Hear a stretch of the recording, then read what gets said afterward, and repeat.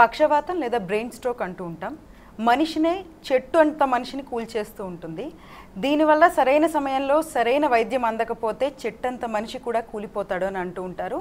అలాగే వైకల్యం కూడా గురవుతూ ఉంటారు.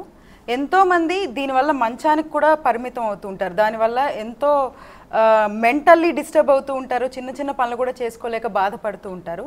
అసలు చాలామందికి పక్షవాతం వస్తే ఏం చేయాలో కూడా ఒక అవేర్నెస్ ఉండదు. ఈ నేపథ్యంలో అసలు పక్షవాతం ఎన్ని రకాలు, పక్షవాతం వచ్చినప్పుడు ఏం చేయాలి, ఎందుకు వస్తుంది పక్షవాతం, ఎటువంటి అడ్వాన్స్మెంట్ ట్రీట్మెంట్స్ ఉన్నాయి, వంటి విషయాలు తెలుసుకుందాం ఈనాటి మన ఈ హెల్త్ జోన్ కార్యక్రమంలో. మరి మనతో పాటు స్టూడియోలో సిద్ధంగా ఉన్నారు డాక్టర్ శివరామ్ గారు, న్యూరాలజిస్ట్, యశోద హాస్పిటల్ సికింద్రాబాద్. వారితో మాట్లాడదాం. నమస్తే డాక్టర్ గారు. నమస్కారం అండి. సో పక్షవాతం అని అంటాం. ఈ పక్షవాతం ఎన్ని రకాలు ఉంటుంది, ఎందుకు వస్తాయి, అసలు ఎందుకు వస్తుంది? అదే అండి, పక్షవాతం అనేది మనం ప్రిడామినెంట్గా ఒక సైడ్ పడిపోదని పక్షవాతం అంటాం. అది చాలా కారణాలు ఉంటాయి. మనం ప్రతి బ్రెయిన్కి సప్లై చేసే మేజర్గా రక్తనాళాలు ఉంటాయి, ఆర్టరీస్ అంటాం. కొన్ని రక్తం తీసుకొచ్చేటివి ఉంటాయి, వెయిన్స్ అంటాం.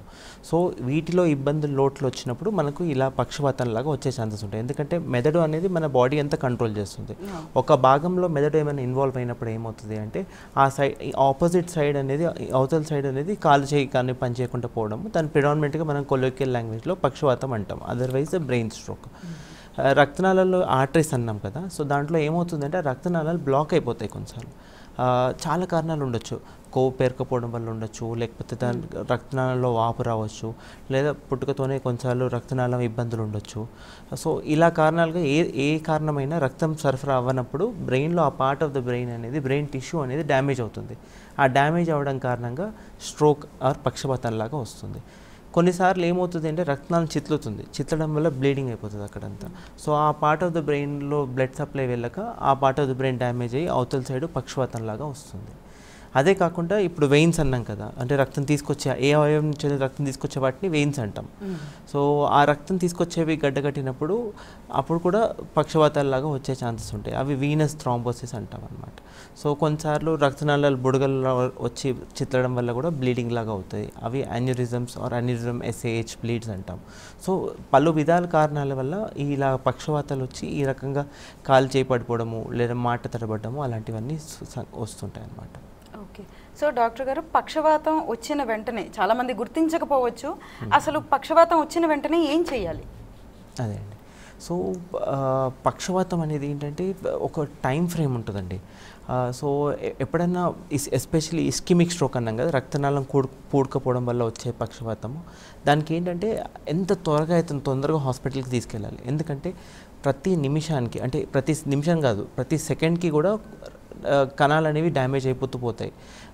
ఎన్ని చెప్తామంటే per second almost 10 lakh neurons damage అవుతాయి. సో అలా వేల నుంచి లక్షలలో న్యూరాన్స్ నిమిషాలలో డ్యామేజ్ అవుతూ పోతుంటాయి. సో అవి సేవ్ చేయాలంటే ఎంత త్వరగా వెళ్తే అంత తొందరగా ఇంపార్టెంట్. సో మనం ఒక కట్ ఆఫ్ పీరియడ్ అని పెట్టుకున్నాం అనమాట, విండో పీరియడ్ అంటాం. సో ఏంటంటే ఫస్ట్ 3 hours పక్షపాతం వచ్చిన ఫస్ట్ 3 hours కనుక హాస్పిటల్లో ఉంటే ఈ రక్తనాళం పూడకపోయిందని మనం ఏదైనా చేయడానికి ఉంటుంది. అప్ టు కొన్ని కేసెస్లో 4.5 hours, అప్ టు 6 hours కూడా కొన్ని కేసెస్లో అలాంటివి చేసే ఛాన్సెస్ ఉంటాయన్నమాట. కొన్నిసార్లు ఇప్పుడు లేటెస్ట్ అడ్వాన్స్మెంట్స్ వల్ల అప్ టు 12 గంటల వరకు కూడా కొన్ని వాటిల్లో ఫర్దర్ ఇంకా పెరగకుండా చేయడానికి ఆస్కారం ఉంటుంది. సో ఆ విండో పీరియడ్ అనేది క్లాసిక్గా డెఫినేషన్ వేసి చెప్పాలంటే ఫస్ట్ 3 నుంచి 4.5 గంటలలో హాస్పిటల్లో ఉండాలి. ఒకవేళ కనుక పూడకపోయిన రక్తనాళాన్ని ఓపెన్ చేయడానికి మనం పలు విధాలుగా చేసేయడానికి ఆస్కారం ఉంటుంది అన్నమాట. ఓకే.